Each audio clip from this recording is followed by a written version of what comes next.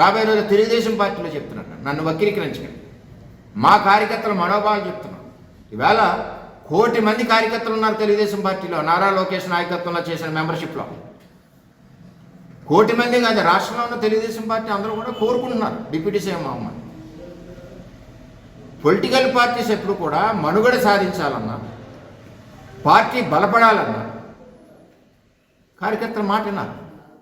ప్రభుత్వం అడిపోయింది, ఇలాగ అందరూ కూడా విమర్శిస్తున్నారు, చిన్నబుస్తున్నారు, కించపరుస్తున్నారు, మొక్క మీద మాట్లాడుతున్నారు, చంద్రబాబు నాయుడిని తిడుతున్నారు, లోకేష్ని తిడుతున్నారు, మేడంని తిడుతున్నారు.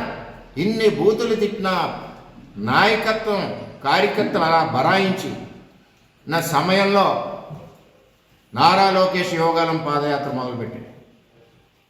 ఎవరండి పార్టీ కోసం 3000 కిలోమీటర్లు త్యాగం చేసింది? 3000 కిలోమీటర్ల నారా లోకేష్ యోగాలం పాదయాత్ర మొదలెడితే రాష్ట్రం ఒక్కసారి చీమల దండుగా ఉప్పొంగింది. కార్యకర్తల రోమాలు నిక్కబడిచాయి. కార్యకర్త గుండెల్లో ధైర్యం నింపాడు, ప్రజలకి నమ్మకం కలిగించాడు. అబ్బా, తెలుగుదేశం పార్టీ నాయకత్వం ఒక యువకుడిని ఇచ్చింది, ఈ యువకుడి సారథ్యంలో మన కుటుంబాలన్నీ కూడా క్షేమంగా ఉంటాయి. మళ్ళీ 3వ తరం నాయకుడు వచ్చాడు, అన్న ఎన్టీఆర్ సంక్షేమ పథకాలు కొనసాగుతాయన్న ఒక ఆలోచనతో యోగాలం పాదయాత్రలో ప్రజలు కార్యకర్తలు ఎన్ని దాడులండి. చిత్తూరులో దాడి, భీమవరంలో దాడులు, ఎక్కడికక్కడ దాడులు, రాళ్ళు,